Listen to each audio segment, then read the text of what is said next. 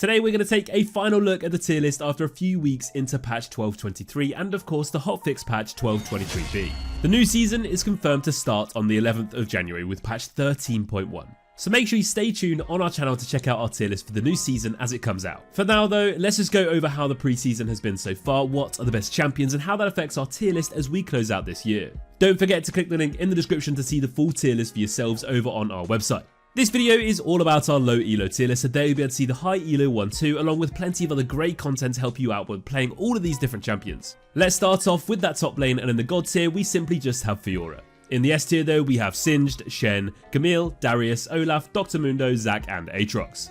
Yes, the big bruisers and tank shredders like Camille, Darius and Fiora are still ruling that top lane. Certain tanks are proving very strong too, like Shen, Dr. Mundo and Zac, which are some fairly surprising winners of the recent preseason patches. Aside from that though, it's all fairly similar to recent updates. Playing against a good Camille is pretty scary right now though. She does take a bit more practice than other bruisers, but when you can pull her off, she really just does have it all. The isolation ultimate allowing her to assassinate her enemies, the mobility and crowd control in her E, and then of course the crazy true damage in her E. Juggling all of these parts of her kit is what makes her so difficult, but if you can learn the matchups, you're going to win a ton of games on Camille this preseason. Aatrox is still an absolute menace to play against as well. And now people have started rushing Hydra into Jack-Show, and it's really damn hard to beat him. He gets so tanky, he has so much sustain, and he just does the typical things that Aatrox does. Gets a bit strong, does tons of damage, is really hard to take down, and basically just 1v5s when people try and stop him in that side lane. He can flank, he can clean up, but he can also just split push and be an absolute nuisance in the side lane and just take your inhibitors, and if you try and stop him, he'll just take you down or run away or just kite you and waste your time.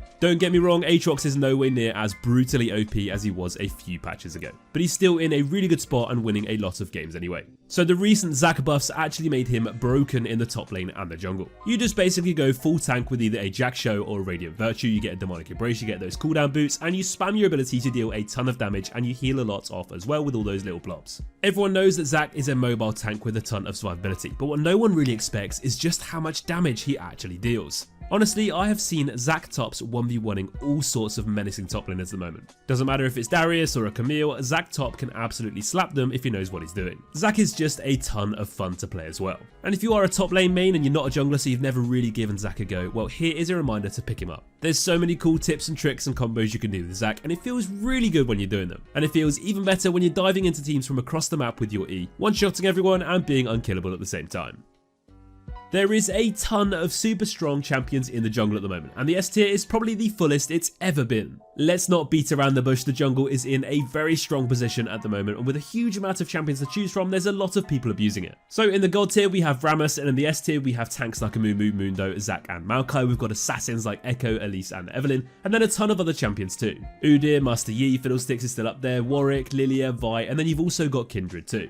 Speaking of Kindred, she's easily one of the best junglers in the game currently, and although typically she's not one you'll see at low elo too often, those that can play her well enough are just winning way too many games. Now the one thing about Kindred, she does have a bit of a unique minigame with those passive marks. You've got to preemptively mark the enemies you're going to kill, so usually the enemy jungler or a lane you're going to be camping, and you've also got to collect those passive marks off enemy jungle camps too. So playing Kindred is all about adopting that counter jungling, aggressive invading playstyle. And to be honest, there's not actually that many junglers you can invade as easily as early as level 2 as Kindred can. It's really funny when you see those Silas jungle players struggling on their grump. You've already taken your buff, you're flying over the wall, and you just kill them on their grump. Take it, you've got a level on them, and you're going to win the game from it. You can then just live in their jungle, gank anywhere you want, invade them, kill them on repeat, and have a great time at the same time. Kindred definitely has a unique playstyle, she does take some practice, but if you are a jungle main and you want to master it, there's no better champion to master it with than Kindred. Vi on the other hand is extremely straightforward, but she's also having a fantastic time this preseason. With Vi, it's all about your reliable damage and crowd control,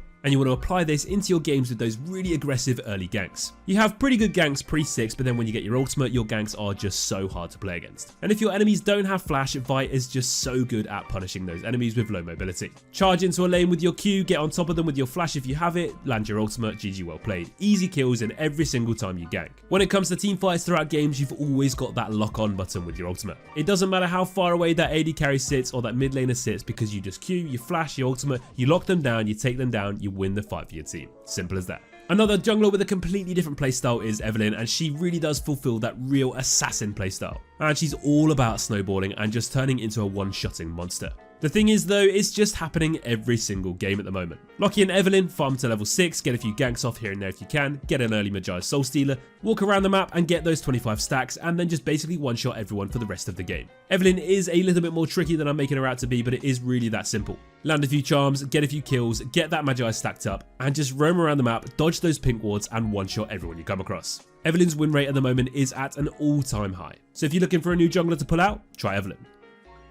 Moving into the mid lane now, and honestly not too much change here really. Most of the preseason carnage has been primarily in the top and jungle positions, and the rest of the map has just been kind of blended in around whatever's going on up there. For the mid lane in the S tier we have Vex, Zed, Anivia, Kassadin, Akshan and Twitch. Twitch mid is everywhere at the moment, so you probably already know just how terrifying this is to play against. It may seem like a bit of a troll pick, but it's actually just insanely effective. The sheer amount of damage that Twitch can deal with his poison and his expunge is bonkers. And if it's a good Twitch, they'll just walk around the map in stealth, gank everyone, and just one-shot them with those poisons. Rushing and Nashor's Tooth is what you do first, then you get those cooldown boots, your Rabadon's Death Cap, and then a Crown of the Shattered Queen. And this allows you to basically open up on anyone, pop them down before they can even get through your crown. Whether it's assassinating specific targets or dealing huge team-wide damage to even the tankiest of enemies. Twitch is just winning so many games in so many different roles right now, so if you aren't playing Twitch and you haven't tried them before, give them a go. Just not against me. On quite the opposite to Twitch, Anivia is probably the most reliable and consistent mid lane mage to go for at the moment. She has fantastic wave clear, she's really good throughout all stages of the game, her scaling is insane, and in those late game team fights, her utility, her control and burst damage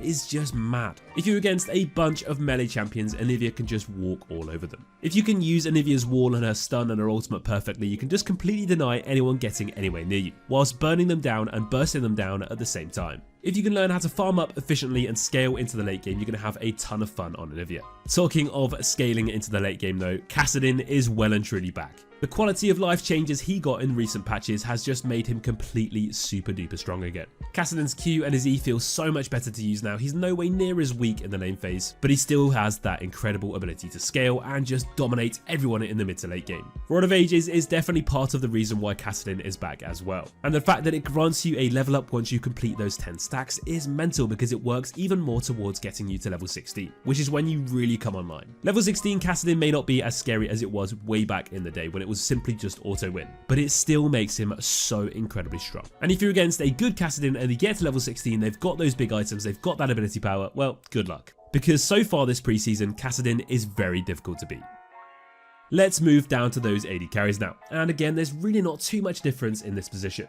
In the S tier we have Kai'Sa, Twitch, Jhin, Caitlyn, and then also Lucian and Nami. Lucian is nowhere near as good without Nami, but the two together are still absolutely broken. Kai'Sa is easily the most consistent AD carry in the game at the moment though, and she's also been one of the most played champions for such a long time. Kai'Sa just has it all really, a ton of versatility in her itemization with burst or on hit or hyper carry or whatever you want. She has solid wave clear, good poke, incredible burst damage, good kiting, and of course some ability in teamfights with her ultimate too. There really isn't much better in the game than Kai'Sa from the AD carry position, which is why you're probably already playing Kai'Sa anyway. Twitch is definitely different to playing him in the mid lane, but you can actually still play AP Twitch bot if you prefer it, or if you think it's better for the game. If you'd rather go for the traditional AD carry route though, he's still incredibly strong. He does have a bit of a hit and miss lane phase in the bot lane, which is going to be down to you, but throughout games, Twitch just gets insanely strong. You have a ton of damage, you can clean up entire teams with your ultimate, you can stealth around and just do the things that Twitch does best. Caitlyn is also up there again with the S tier AD carries after proving her worth more and more over recent patches. Caitlyn is the automatic lane winning AD carry that just stomps so many matchups just due to their extra range. As long as you understand really how to push your lead without playing too stupidly and being punished, Kate is back in a top spot. So if you are an AD carry main and you haven't really played it again recently, it's time to pick it up again. No matter what patch, what season, what meta, Jhin will always be relevant, and he still has one of the most impressive win rates in the game, even with such a huge amount of games played. He has a really consistent playstyle, he's strong throughout all stages of the game, and his weaknesses can be pretty hard to exploit as well. He's got good lane control, good burst, scaling, a fantastic range, especially with that ultimate, and honestly you can basically play Jhin into pretty much any game you want, and there's always a way to make it work. Plus he's a ton of fun, so why not?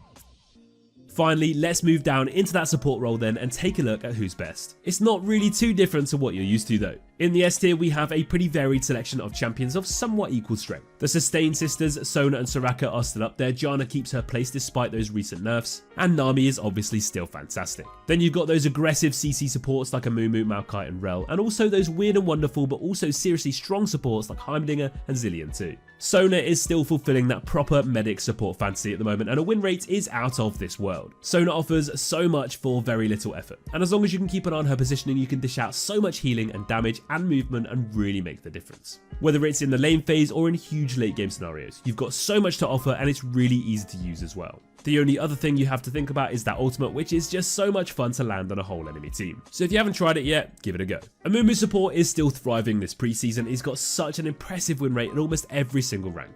Amumu is just so simple to play, and although he may be a bit unforgiving if you miss that Q, you probably got another charge up your sleeve.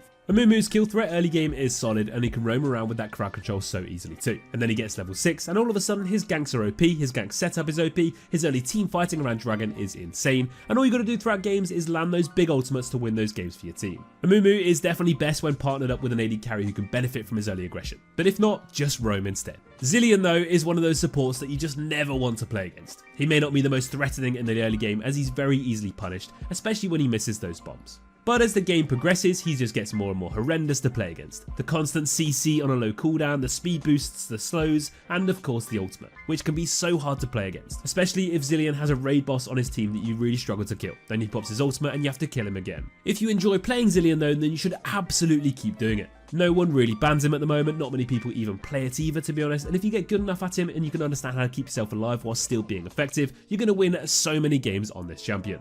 Well, that's going to bring us to the end of our final tier list video for you guys in 2022. We hope you've had a fantastic year of gaming, and we look forward to seeing you all again in the new year with a new season. Thanks for watching guys, Merry Christmas, enjoy the holidays, and we'll see you next time. Take care.